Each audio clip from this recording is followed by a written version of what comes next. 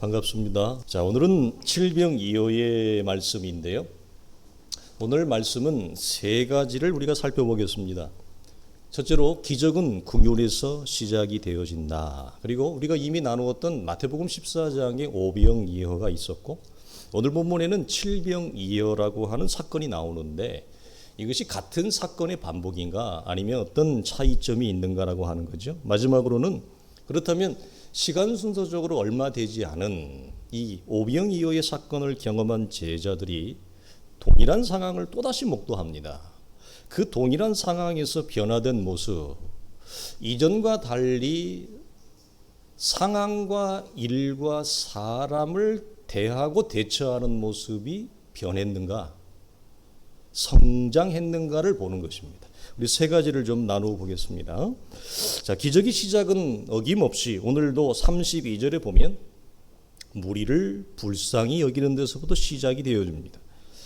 주님의 관심은 어디에 있느냐? 주님의 관심은 여러분 딱 하나예요. 뭐냐? 우리를 향합니다. 사람들의 형편과 처지를 봅니다.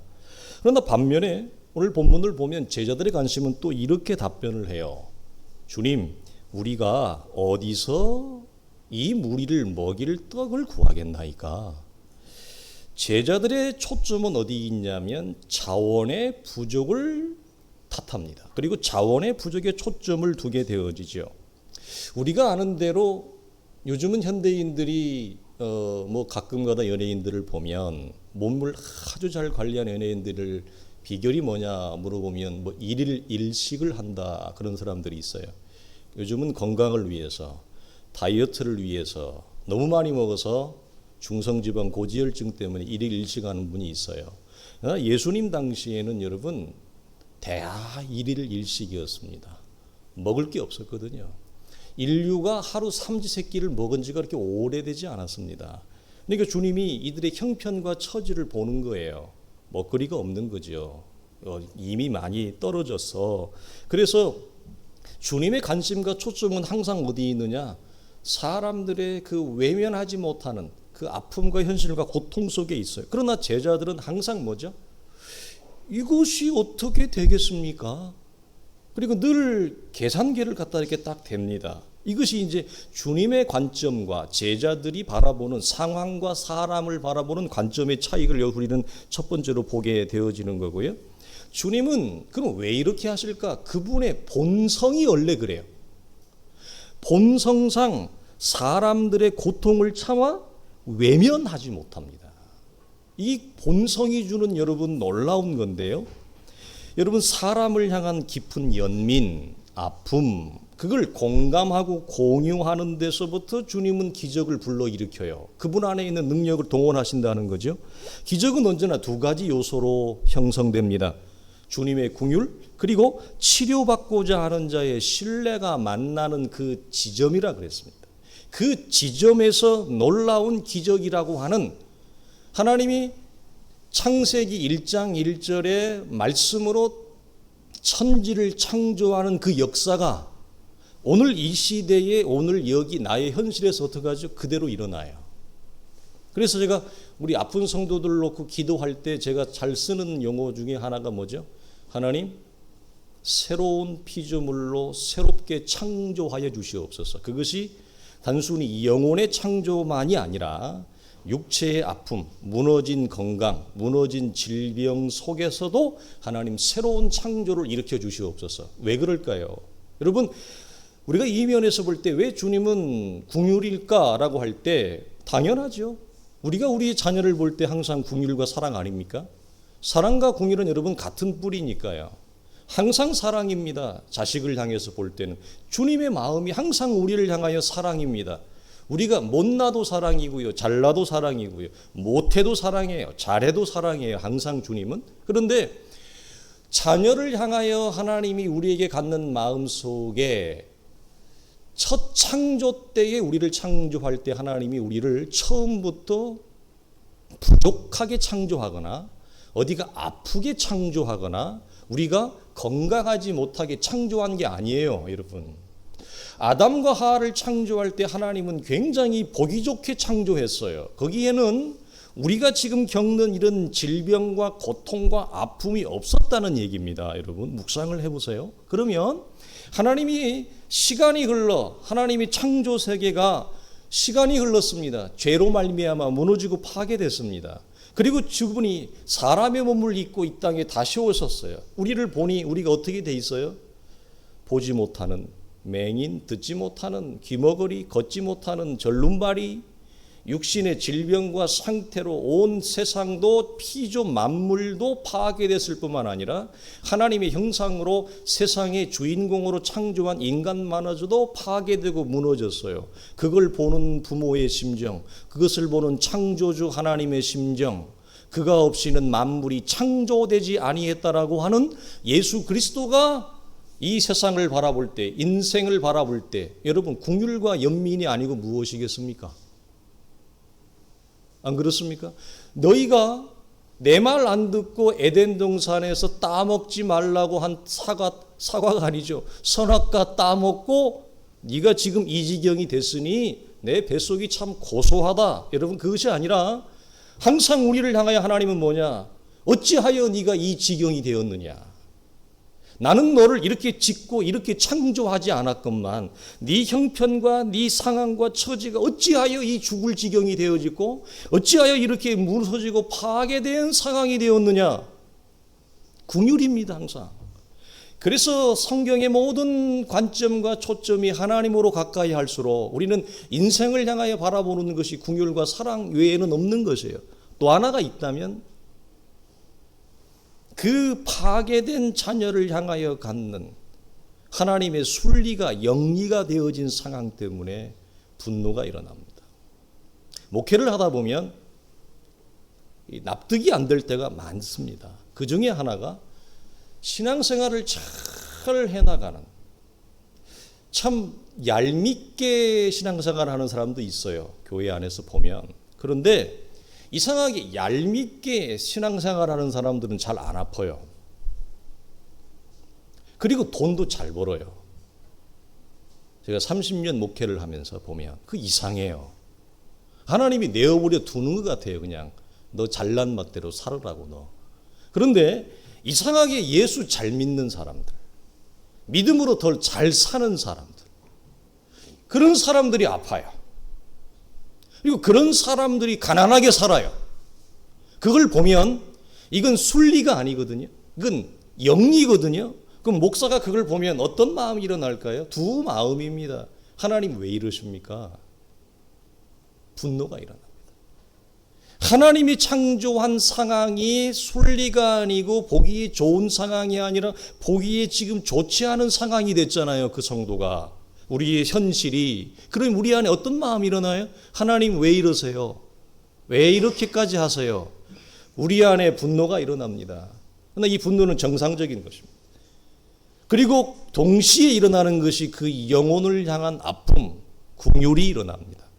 이 두 가지 마음이 항상 우리 속에 여러분 공존합니다. 영혼 속에. 그래서 긍휼 때문이라도 하나님 앞에 나아가지만 하나님이 이 상황에 대해 내가 해석과 납득이 안 되는 저 성도의 처지 때문에 목자가 화가 나요. 분노가 난단 말이에요. 그 분노 때문이라도 하나님 앞에 나아가는. 왜? 따져야 되겠으니까. 그렇잖아요? 가나안 여인이 따져야 됐잖아요. 그리고 하나님의 소리를 들어야만 했잖아요. 그러니까 우리가 해석이 안 되는 이 상황 때문에 답답해서 이걸 누가 나에게 해석해 줄 거예요? 누가 나에게 이것에 대한 여러분 해안을 줄 거예요? 오직 하나님밖에 없죠. 그래서 하나님 앞에 나아가서 물고 따지는 거예요. 하나님 도대체 왜 그렇게 하세요? 무엇 때문에 그러세요? 납득이 되게 해주세요. 이 나아감의 원초가 뭐냐? 이 상황에 대한 분노입니다. 이 분노는 여러분, 분노가 나를 원망과 좌절로 나를 인도하는 것이 아니라 하나님의 보좌 앞으로 나아가게 한다 이 말이에요. 선지자들의 분노가 그 분노예요. 이거 우리는 거룩한 분노예요. 거룩한 공의와 정의예요. 이 정의감 때문에 하나님의 보좌 앞에 나아가는 것입니다. 원망과 폭력이 아니라는 사실을 우리는 봅니다. 여러분, 이 기적이라는 새로운 창조가 복음서에 등장할 때마다 공통적으로 나오는 것은 첫 번째 주님의 반응은 긍휼이라면 그와 동시적으로 나타나는 것이 뭐냐? 네가 낫고자 하느냐? 네가 무엇을 원하느냐? 즉 치료를 받고자 하는 그 수혜자의 신뢰를 주님은 요구하세요. 항상 신뢰를 주님은 우리에게 요청합니다. 그러나 여러분 반면에 주님을 신뢰하지 아니한 채 이 복음서를 보면 기적을 예수께 종용하는 세력들이 있습니다. 종교 바리새인들, 대제사장들, 로마 군대, 이런 사람들은 기적을 통해 네가 메시아인 것을 스스로 증명해보라, 이런 요구를 주께 던집니다. 그런데 여러분 재미있게도 주님은 이런 요구에는 전혀 기적을 사용하지 않습니다. 여러분 이렇게 않습니까? 왜 한쪽에서는 기적을 그렇게 동원하시는데 다른 한편에서는 기적을 동원해서 네가 메시아라며, 네가 하나님의 아들이라며, 구원자라며, 그러면 네가 기적을 동원해봐. 그래서 주님이 사역을 시작할 때 첫 시험의 요청이 뭐였습니까? 사단의 시험이, 여러분 네가 하나님의 아들이거든 저 성전 꼭대기에서 뛰어내려와, 네가 진짜라면 이 돌이 떡이 되게 해봐. 처음부터 무엇을 요청하죠? 기적을 끌어당깁니다. 기적을 일으키라는 거예요. 근데 주님이 전혀 반응하지 않으세요. 오직 말씀만 하세요. 그리고 그분의 사역의 마지막 현장이 십자가 위에요. 십자가 위에서 여러분 그에게 조롱과 비웃음으로 던졌던 외침이 뭐였습니까? 저가 남은 구원하되 자기는 구원하지 못하네. 가짜구나. 네가 진짜라면 십자가 위에서 지금 걸어 내려와봐. 툴툴툴 털고 걸어 내려와봐. 그러면 우리가 혹시 믿어줄 수 있을지도 몰라. 이런 비아냥거리는 자기 증명의 기적을 요청할 때는 주님은 전혀 반응하지 않으세요. 여러분 대단히 여러분 신비하지 않습니까? 왜 여러분 주님이 그렇게 하실까라고 하는 사실이에요. 여러분 우리 주님은 결코 우리의 신뢰가 동반되지 않는 기적을 일으키지 않습니다. 기적을 남발하지도 않습니다. 왜 그러느냐? 여러분 기적이 우리와의 관계에서, 신뢰가 없는 관계에서 기적이 도구와 수단이 되어지면 무엇이 된다 그랬습니까? 하나님이 우상이 되고, 우리가 어제 새벽기도 때 나누었던 여호와의 이름을 망령되이 부르지 말라. 그 망령되이 부른다는 말은 하나님의 이름을 잘못 사용한다는 얘기예요. 그럼 왜 잘못 사용해요? 본질을 모르니까, 정체를 모르니까, 하나님이 누군지를 제대로 모르니까 하나님의 이름을 잘못 사용하는 거, 이게 망령되이 부르는 거예요. 그래서 주님은 우리와의 관계에서 신뢰가 동반되지 않을 때는 전혀 기적을 동원하지 않습니다. 왜? 하나님이 우상이 하나님은 내 필요를 채우는 도구와 수단으로 전락해버리거든요. 하나님은 나를 창조하신 하나님이요, 나를 동행하시는, 나와 함께 하시는, 도마가 얘기했던 대로 나의 주시며 나의 하나님이다. 이 고백이 안 돼요. 무엇은 경험했는데? 기적은 경험했는데, 은혜는 경험했는데. 그래서 하나님이 이 간격 때문에 기적을 그는 남용하지 않습니다. 하나님은 신뢰의 관계를 통해서 당신 안에 있는 기쁨과 즐거움이 있습니다. 하나님만이 가지고 있는 그 안에 우리가 헤아릴 수 없는 하나님의 신령한 영적인 자산과 자원, 영원한 것들이 우리 안에 있습니다. 근데 그것을 하나님은 뭐죠? 우리의 것이 되기를 원하는데 그 다리가 뭐예요? 관계의 신뢰입니다. 신뢰의 관계입니다. 신뢰라고 하는 관계를 통해 하나님 안에 있는 영원한 기쁨과 즐거움과 희락과 복락이 예수 그리스도 안에 있는 말할 수 없는 하늘에 속한 모든 신령한 지혜와 유산들이 우리 속에 여러분 넘어오는 거예요. 전달되는 거예요. 이걸 끊어버리는 게 뭐예요? 불신이죠. 이걸 끊어버리는 게 뭐예요? 하나님을 신뢰하지 못하고 현실 때문에 하나님을 우리가 의심하는 것입니다. 여러분 이 마음은 부모가 자녀를 향하여 가지는 기본적인 본성이에요. 그래서 전혀 어렵지 않아요. 부모라면 자기에게 있는 모든 것을 자녀에게 다 주고 싶습니다.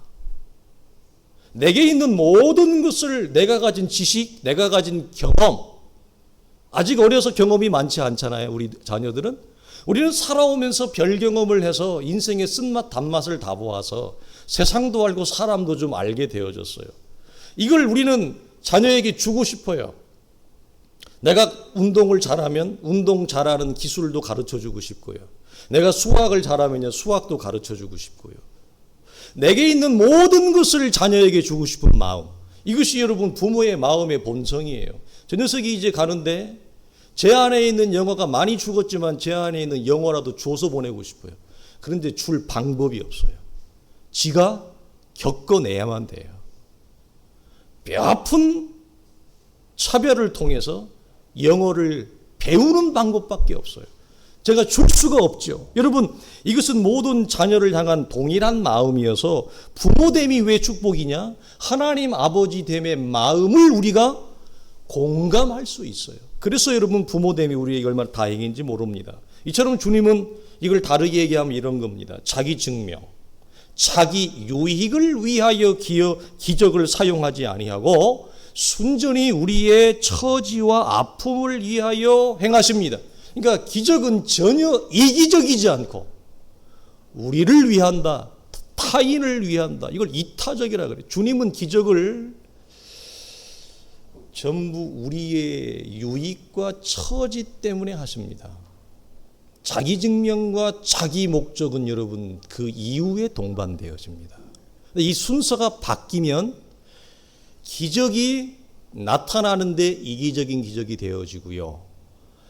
우리가 교회를 섬기거나 다른 사람을 섬길 때 혹은 목회자나 그 누구라 할지라도 주의 이름으로 사역을 제가 할지라도 사역을 행하는 목적이 내 오름과 내 증명과 나의 아름다움을 위하여 좋은 목사, 참 설교 좋은 목사, 목회 잘하는 목사, 이 자기 오름과 자기 의를 위한 체험과 만족을 위한 사역은 여러분 매우 이기적인 거예요. 모든 사역의 목적은 자기 오름, 자기 똑똑하고 나 좋은 목사야, 아름다운 목사야, 이 목적이 아니라 성도들과 양을 위한 이타적인 지체들을 위한 사역이 되어야만 해요. 그것이 아름다운 사역이에요. 여러분 이기적인 곳에 무슨 아름다움이 있습니까? 그렇지 않습니까? 그래서 주님은 그의 기적이 전부 이타적이다, 우리를 위함이다라고 하는 사실입니다.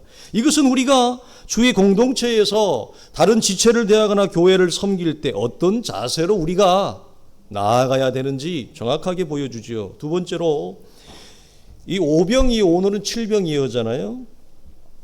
공통과 차이는 이겁니다. 오병이어의 대상과 장소가 어디였어요? 전부 이스라엘 경내였습니다.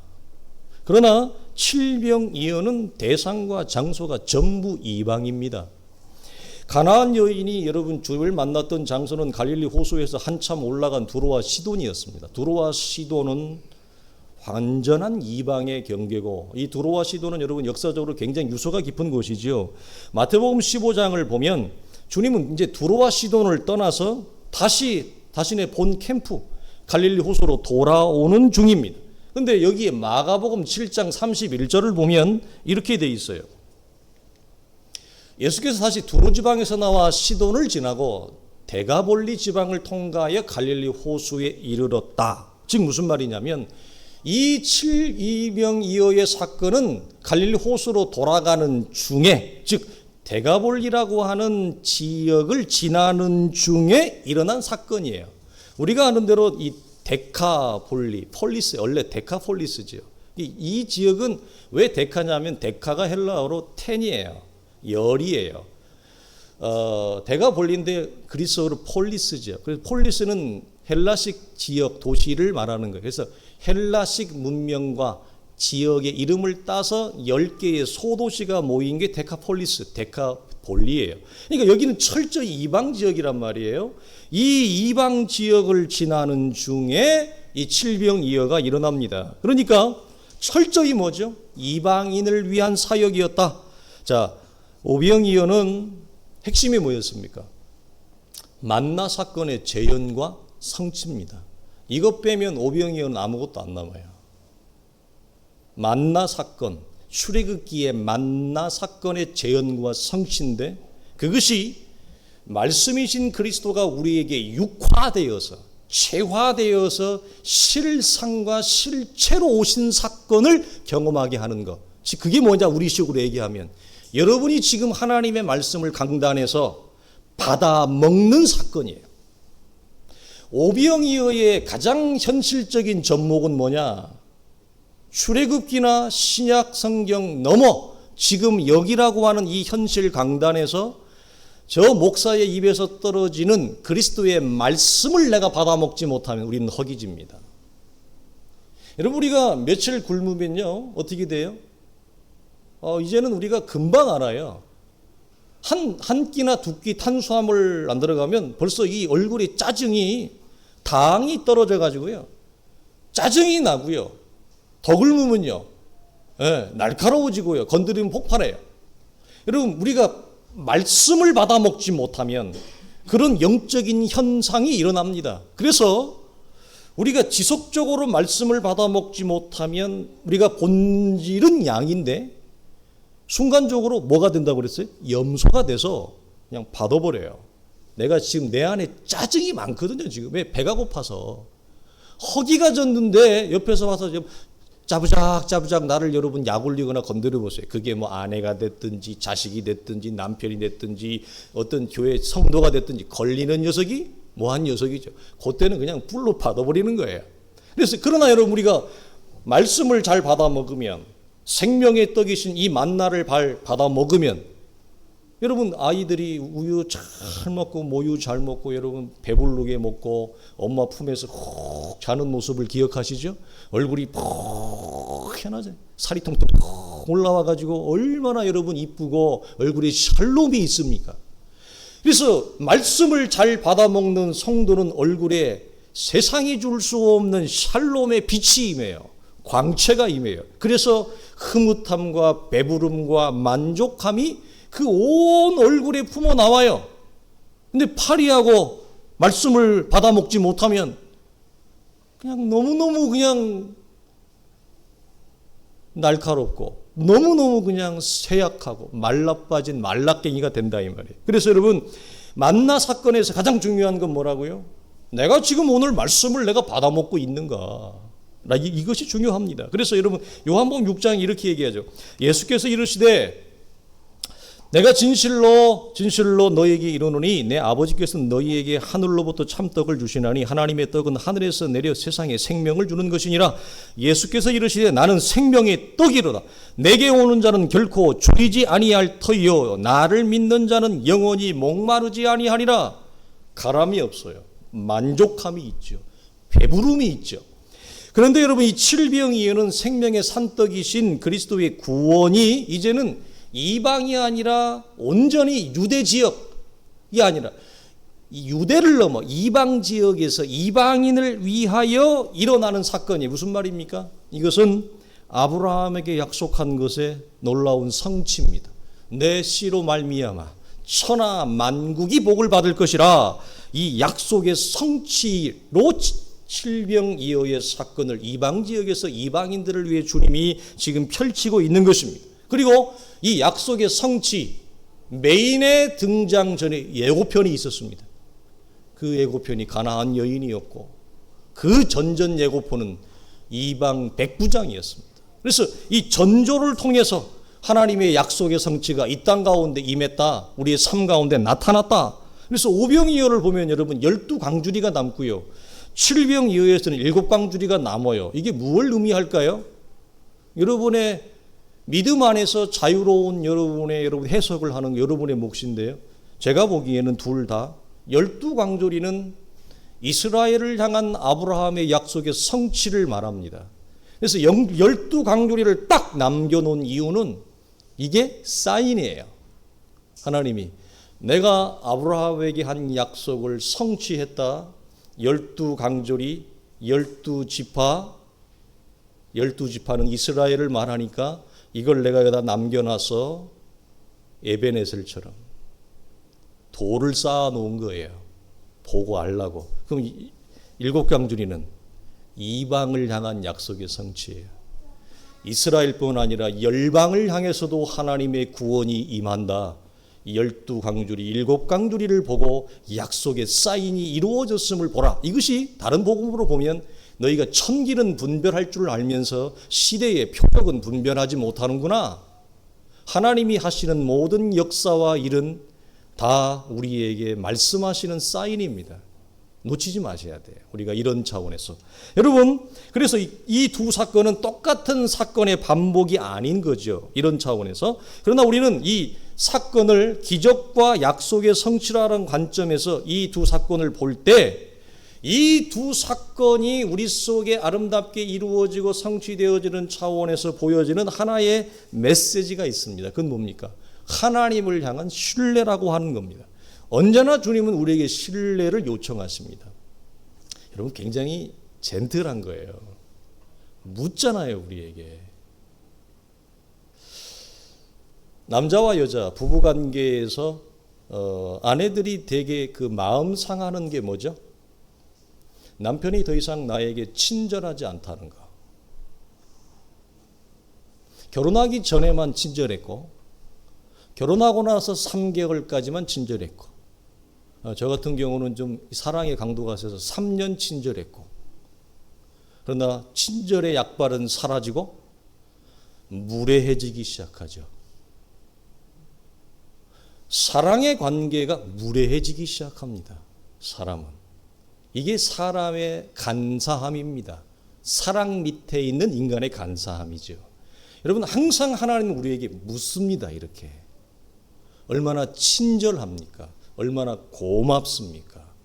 그래서 여러분, 우리가 관계 속에서 여러분 친절, 무례가 사라지고 친절이 회복돼야 돼요. 여러분, 약속 곧 언약은 철저히 아브라함의 언약에 근거한다 그랬고, 히브리서를 통해 우리가 확인한 바 있어요. 하나님은 그리스도를 통한 모든 유산을 우리에게 주시기를 원한다. 그래서 기적과 약속의 공통점에서 하나님은 우리에게 은혜와 긍휼로 다가오시고, 은혜와 긍휼로 다가오시지만 그리스도를 통한 그런 유산을 우리의 몫으로, 우리의 것으로 하나님은 항상 뭐 하려고 준비가 되어 있어요? 주시려고 준비가 되어져 있는데, 그것이 우리의 영역과 우리의 현실과 우리의 삶의 자리로 이 경계와 담장을 헐고 침투하여 들어와 그리스도에 속한 유산이 나의 유산이 되어지는 그 경계를 여는 열쇠는 뭐예요? 나를 향한 하나님의 말씀을 신뢰하는 것입니다. 그래서 이 신뢰는 평생 갑니다. 한 번 믿음이 아니라, 한 번 신뢰가 아니라 주 앞에 가는 그날까지 신뢰. 예를 들면 아브라함을 하나님이 불러 내 본토 친척 아비집을 떠나라고 할 때에 그 아주 희미한 신뢰 같지도 않은 하나님을 향한 아브라함의 신뢰가 약속의 아들 자식 이삭을 받고 나서 하나님 앞에 드리라고 하는 번제단의 신뢰까지 어떻게 돼요? 이어지죠. 이 신뢰의 시간표가 이어집니다. 그러나 시간이 갈수록 아브라함은 하나님을 향한 신뢰가 어느 정도까지 갑니까? 자식을 놓을 만큼. 자식을 놓을 만큼의 신뢰로 이어지는, 죽은 자 가운데서 다시 살려내실 하나님을 신뢰하는 정도까지 그 아주 희미한, 거의 보이지도 않았던 아브라함의 신뢰가 태산을 옮기는 신뢰로 바뀌어지잖아요. 그래서 한 번의 신뢰가 아니라 신뢰는 여러분 역사의 시간표를 따라, 우리 인생의 시간표를 따라 여러분 두껍게 돼야 되는 차원이 바로 이 이유입니다. 자신의 처지가 어렵다고 하나님을 향한 신뢰보다는 불평과 원망으로 일관해서는 곤란하죠. 지금 형편이 어려울지라도 잠잠히 인내하십시오. 나보다 나를 더 잘 아시는 하나님, 나보다 주의 교회를 더 세우시기를 원하시는 하나님께서 여러분의 인생과 주의 교회를 하나님의 영광과 찬송이 되도록 일하실 것을 여러분 신뢰하십시오. 지금 눈에 보이는 막막함, 어려움 때문에 여러분 언제까지 우리가 여러분 투덜거릴 수는 없는 노릇 아닙니까? 왜냐하면 복음은 창조하는 능력을 가지고 있기 때문에 그렇습니다. 우리가 나누었습니다. 복음은 하나님의 계시라. 제가 두 번째를 줍니다. 복음은 창조하는 능력입니다. 우리의 삶을 완전히 새롭게 하는, 내 안목과 시선을 완전히 새롭게 창조하는 능력이 복음 안에 있습니다. 그 복음을 온전히 받아들이고 신뢰할 때 이전에 없던 새로운 창조가 내 안에 일어난다 이 말이에요. 변화가 일어나요. 여러분, 사람이 어떻게 여러분 나이가 들어 안목과 시선과 가치관이 새로워집니까? 이게 여러분의 기적 아닙니까? 기적이에요. 이 창조하는 능력이 어떻게 해요? 복음을 통해 주어진다 이 말이에요. 복음은 계시이자 우리를 새롭게 창조하는 능력이라고 하는 사실입니다. 그래서 여러분, 창조하는 능력은 우리를 향한 하나님의 활동과 일하심이 지금도 멈추고 있지 않다. 그러므로 우리에게 필요한 건 뭐야? 우리는 오늘만 삽니다. 갑자기 옛날 이 대사가 떠오르는데, 아저씨 옛날 영화잖아요. 벌써 이제 아저씨 주옥 같은 대사 중에 하나가 뭐였어요? 아저씨라는 영화에서 나는 오늘만 살아. 니네는 내일을 생각하지 나는 내일이 없어. 오늘만 사는 자의 무서움을 보여줄게 그러거든요. 여러분, 그리스도인은 내일 일을 염려하지 않습니다. 우리는 하나님 앞에 오늘만 삽니다. 오늘이 우리의 현재이자 오늘 지금 사는 이 순간이 하나님 앞에 서는 미래의 종국입니다. 그러니까 현재를 산다는 것은 하나님 앞에 미래의 종말을 산다는 얘기와 여러분 똑같은 얘기가 되어지는 거예요. 그래서 오늘 우리는 오늘이라고 하는 하루라고 하는 일상을 믿음으로 인내하며 그 하나님을 신뢰하며 살아가는 그것이 우리에게 하나님이 훈련시키는 거예요. 근데 그 하루가 지난주에 나누었듯이 멋진 톰 크루즈의 배우처 영화처럼 전혀 드라마틱하지 않다는 거죠. 지루하다. 짜증이 난다는 거죠. 화가 난다는 거죠. 좌절과 절망이 암초처럼 내 삶의 걸음 속에 여러분 튀어나온다는 거죠. 그 기막힌 하루라고 하는 일상에서 전혀 드라마틱하지 않는 나의 하루에서 복음은 나를 새롭게 창조해 가는 하나님의 능력과 일하심이 있어요. 그래서 믿음은 새롭게 창조하는 거예요. 창조하는 걸 이 시대에 우리가 언어로 뭐라고 얘기해요? 예술이라 그래요. 그래서 믿음을 다른 말로 하면 믿음은 예술이에요. 좀 공감을 해주세요. 여러분, 우리가 하루 살아가며 내가 움직이는 아침부터 일어나서 내가 움직이는 모든 삶의 동선, 그 선이 여러분 그림이에요. 그게 그림이라는 예술이에요. 그게 그림이에요. 내가 여러분 하루를 살아가면서 사람들하고 부드덕거리고 아내랑 부드덕거리고 짜증내고 이 소리 저 소리 내는 그 소리가 우리의 삶의 박자와 리듬이에요. 그게 우리의 삶의 찬송이에요. 우리의 삶의 소리는 여러분 음악이 되어지고 우리의 삶의 모든 걸음은 채색과 그림이 되어져요. 그래서 하나님은 오늘도 나를 당신의 미술품으로 당신의 찬송으로 우리를 어떻게 해요? 하루라고 하는 지극히 이 작은 일상에서 나를 어떻게 한다? 만들어 가세요. 작품으로, 미술 작품으로, 음악 작품으로 만들어 가세요. 그것이 오늘 하루예요. 그 하루를 살아내기 위한 하나님과의 가장 극한 클라이맥스의 타임과 시간이 언제예요? 주일 낮예배예요. 그래서 주일 낮예배는 이런 차원에서 가장 강력한 하나님을 만나는 대표성을 갖기 때문에 우리가 이것은 양보하지 않는 거예요. 이 차원에서 너무 중요하니까. 자, 마지막으로 이겁니다. 제자들은 동일한 상황에서 변화된 모습, 이전과 다른 태도로 대처했는가라고 할 때 오늘 33절의 반응을 보면 안타까웠어요. 당황스럽죠. 왜? 시간 순서적으로 오병이어를 경험한 적이 얼마 안 됐거든요. 그럼에도 불구하고 제자들은 이전에 자신들이 했던 것을 까마득하게 잊어버립니다. 오늘 본문에 보니까 뒤에 한 장 넘기면 예수께서 아시고 이르시되 믿음이 작은 자들아 어찌 떡이 없으므로 서로 논의하느냐 너희가 아직도 깨달지 못하느냐 떡 5개로 5,000명을 먹이고 주운 것이 몇 바구니며 떡 7개로 4,000명을 먹이고 주운 것이 몇 광줄이었는지를 기억하지 못하느냐. 우리는 여기서 뭘 봅니까? 영적인 건망증이 좀 심한 걸 봅니다. 그죠? 사람들은 이렇게 묻습니다. 어떻게 기적 그 큰 은혜를 빨리 이룰 수 있는가? 출애굽기의 여정을 보며 사람들은 묻습니다. 어떻게 이스라엘은 그렇게 기적을 기적처럼 잊는가? 기적을 기적처럼 잊어버려요. 여러분, 가나안 여인의 큰 믿음 다음에 이걸 바로 기록한 이유는 뭘까요? 제자들의 건방증이 심한 믿음. 그건 곧 누구를 말한다고 그랬어요? 우리의 이야기입니다. 제자들의 영적인 건방증은 곧 우리를 직시하는 겁니다. 그래서 우리가 설명할 수 없는, 납득할 수 없는 세상은 이례적인 케이스가 있으니까 이례적인 여인의 큰 믿음과 기적을 반복적으로 경험해도 반복적으로 잃어버리는 제자들의 두 약한 믿음, 적은 믿음, 이걸 두 개를 전시하고 있어요. 우리에게 주님이.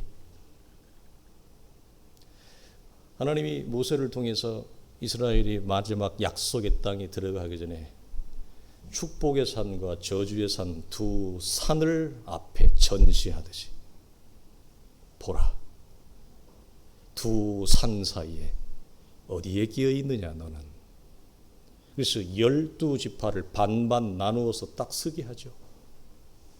하나님이 우리에게 그걸 전시하고 있어요. 모든 이 사건을 통해서, 말씀을 통해서 화면과 영상으로 우리에게 딱 보이는 거예요. 너는 어디에 있느냐 이렇게 말씀하시는 거죠. 여러분, 제자들은 안타깝게도 오병이어 때와 별반 다르지 않습니다. 변화된 모습이 아주 미비합니다. 여러분, 왜 제자들은 이런 풍성한 영적인 조건 속에서 변화된 모습으로 나아가지 못했을까? 우리가 출애굽기를 보면요, 똑같은 상황이 나와요. 어떤 상황입니까? 자, 마라의 쓴 물 사건 한 번만 나오나요? 또 나와요. 무리바 사건이 또 나와요. 자, 이 사건만 나오나요?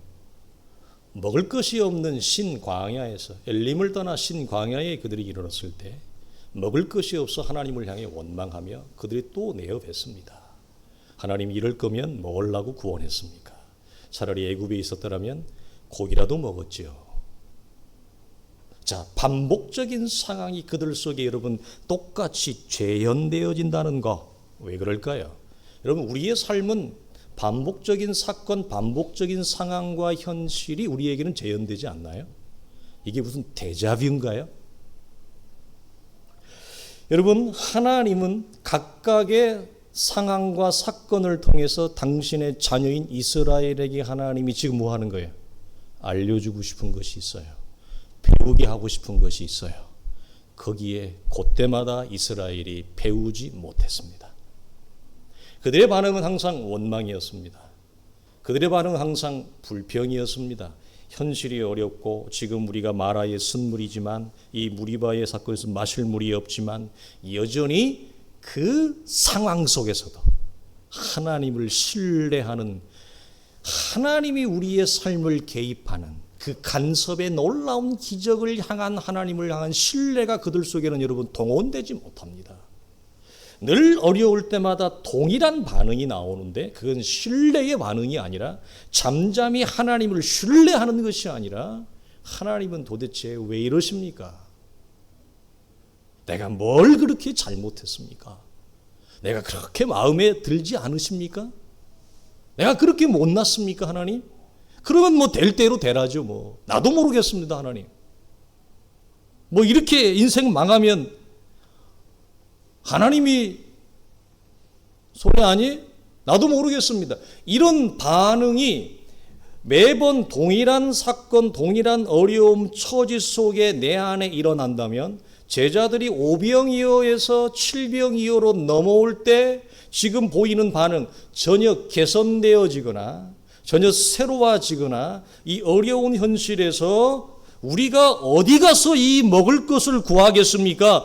왜 주님 또 우리에게 이렇게 요구하세요? 이런 반응이 여러분 나온다면 우리는 전혀 배우지 못한 것입니다. 무엇이 있었음에도 불구하고, 아픔이 있었음에도 불구하고, 넘어짐이 있었음에도 불구하고, 실패가 있었음에도 불구하고, 그 아픔과 실패와 좌절을 통해 하나님이 나에게 배우게 하시고자 하는 것, 당신의 자녀로서 우리에게 채우고자 했던 하나님을 향한 신뢰의 그 믿음의 내용을 배우지 못하고 채우지 못하고 우리의 것으로 소유하지 못한 연약한 탓이 우리로 하여금 반복적인 어려움과 상황에 직면하게 하는 것입니다. 왜? 하나님은 그냥 넘어갈 수가 없거든요. 이 내용을 반드시 우리가 우리의 것으로 채워야 되거든요. 무엇? 어떤 상황과 조건 속에서도 좌로나 우로나 치우치지 아니하고 여전히 신실하게 그리고 잠잠히 하나님을 신뢰하는 이 견고한 믿음, 반석과 같은 믿음을 하나님 우리에게 뭐 하세요? 그거 네 거 해라 이거야. 너 예수 믿은 지 이렇게 오래되어졌는데 언제까지 이렇게 헤맬 거야? 이제는 조금 줄여야 되지 않겠어? 좀 덜 헤매야 되지 않겠어? 이제 좀 일어나야 될 때가 됐지. 너 나이가 몇인데? 너 예수 믿은 지가 지금 언젠데? 이거예요. 주님이 우리에게. 그래서 여러분 좀 다르게 말하면 이런 겁니다. 자, 10가지 재앙으로 출애굽할 때 이스라엘 여러분 어땠어요? 환호를 질렀어요. 자신들의 힘으로는 그 당시 가장 강력한 제국이 그때 그 당시에 진짜 애굽 제국이었어요. 그걸 보여주는 유산이 지금까지 남아있는 게 뭐예요? 피라미드와 스핑크스 아닙니까? 이 애굽에서 출애굽할 때 그 당시는 미국과 견줄 수 없는 강력한 힘을 가진 나라가 애굽의 파라오였어요. 여러분 그때의 기술을 보세요. 여러분 한 가지만 얘기해. 그때 이미 여러분 피임약이 나왔어요. 혹시 아세요? 뭔 소리? 이미 여러분 출애굽 때 애굽 사람들은 여러분 피임약을 썼어요. 믿어지십니까? 그 정도로 과학이 발달했습니다. 여러분 그런 자신들의 힘으로 어찌할 수 없는 옴짝달싹 없는 그 애굽의 종살이에서 여러분 출애굽할 때 그들은 여러분 환호를 질렀습니다. 승리를 외쳤죠. 그런데 지금 어디 마라의 쓴물에서도 여전히 동일한 하나님이에요? 이걸 묻는 거예요. 자, 애굽의 강력한 군대를 수장시키는 이 홍해가 갈라지는 놀라운 극적인 가장 드라마틱한 순간에 이스라엘은 미리암을 통한 선두를 통해서 온 백성이 하늘을 찌르는 찬양을 외쳤습니다. 자, 그러면 지금 여기 먹을 것이 없는 이 신광야에서도 여전히 하나님을 찬양할 수 있는가? 그걸 배웠는가? 그걸 우리에게 말하는 겁니다. 입에 달 때는 생기고 입에 쓸 때는 하나님을 토해버리는 믿음이 아니라 인생의 조건이 만족하든지 실망스러운 현실이든지 나는 여전히 하나님을 향하여 나아가는가? 그걸 오병이어를 통해서 주님이 배우라고 하셨어요. 그래서 뭐까지 시켰냐면 너희가 먹을 것을 주어봐. 제자들이 뒷손지고 가만히 있는 것이 아니라 예수님이 제자들을 향해서 여러분 다 일일이 실습을 시킨 거예요. 너희가 먹을 거 주어. 너희가 먹을 걸 나눠줘봐. 너희가 이 하나님의 일에 동참을 해봐. 이게 거룩이라고 그랬어요. 제자가 잘나서가 아니라 그 하나님이 하시는 일에 제자들을 동참시켜 참여시켜. 이게 뭐예요? 거룩과 영광이에요. 그 실습을 시키면서 뭘 배우라고요? 하나님이 누군가, 어떤 분인가, 얼마나 큰 분인가, 얼마나 부족이 없는 분인가. 나의 주시며 나의 하나님이라고 고백하지 아니할 수 없는 하나님인 것을 그들은 그 사건을 통해 배워야만 했죠.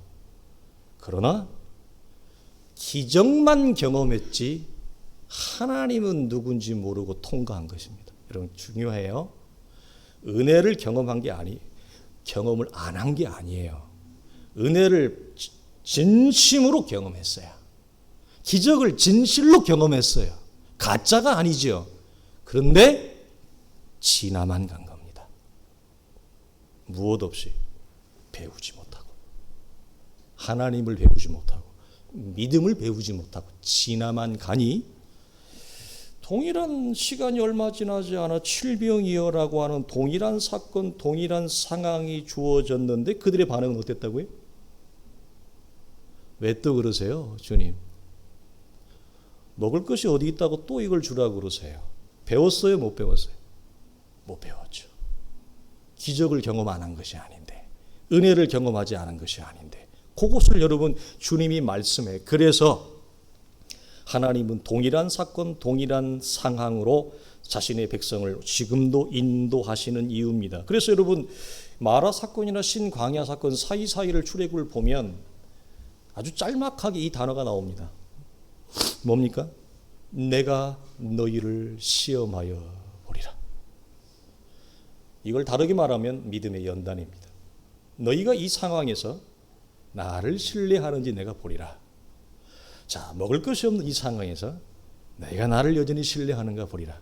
어제 김인숙 집사님하고 통화하면서 그런 얘기 했는데, 우리 성도들 다 아는 얘기인데, 우리 하민이가 그 나라 가는데, 하민이 3살, 5살 때 있을 때 우리 가족의 주제 찬송이 뭐라고?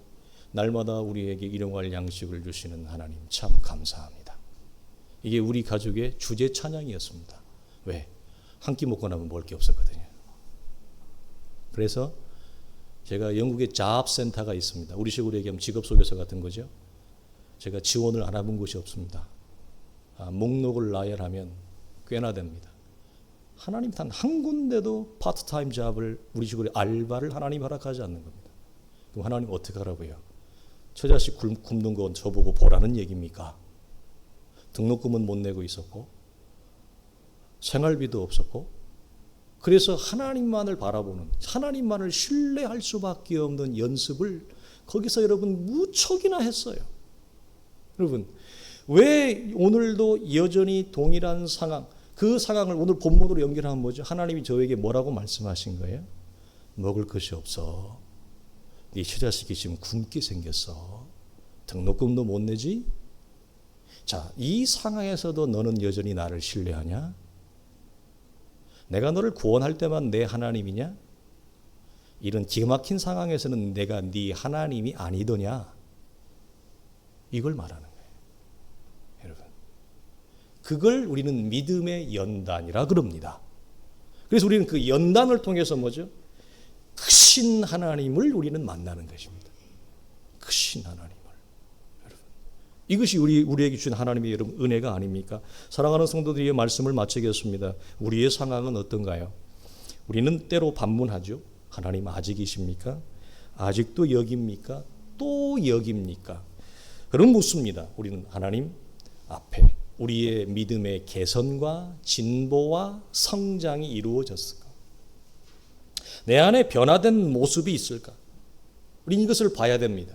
원망의 말과 동시에 내가 하나님 앞에 그 어려운 시절을 지나면서 내 안에 일구어진 새롭게 창조된 믿음의 내용, 믿음의 연단, 하나님을 여전히 향한 그 신뢰와 하나님을 사랑함과 하나님을 즐거워함과 하나님을 기뻐함과 그 하나님을 만족해하는 이 어려운 조건과 상황 속에서도 나는 이것이 내 안에 일어났는가를 오늘 나는 봐야 됩니다. 그래야 사랑하는 성도들이요, 동일한 아픔, 동일한 실패를 반복하지 마시고 그 억압과 좌절의 폭력적 사슬에서 자유와 해방을 여러분들이 선포할 수 있기를 주님의 이름으로 간절히 축원합니다.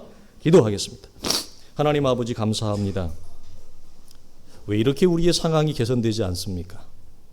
왜 여전히 나는 아프고 여전히 나는 가난하고 여전히 힘들고 여전히 막막하고 여전히 답답한 우리의 현실 앞에 우리는 원망과 좌절이 나올 수밖에 없습니다. 아버지 하나님, 그러나 우리가 지나간 많은 세월 속에 하나님이 나를 찾아왔고 그때마다 나에게 믿음의 연단과 시험을 통하여 하나님의 거룩한 복된 자녀로 우리를 인도하셨건만 우리가 그때 실패한 연고는 아닌지 하나님 우리를 돌아봅니다. 하나님, 내 안에 나는 여전히 이 슬픈 상황 속에서도 하나님을 사랑하는지, 그 하나님을 신뢰하는지, 그 하나님을 즐거워하는지 하나님 묻고 싶습니다.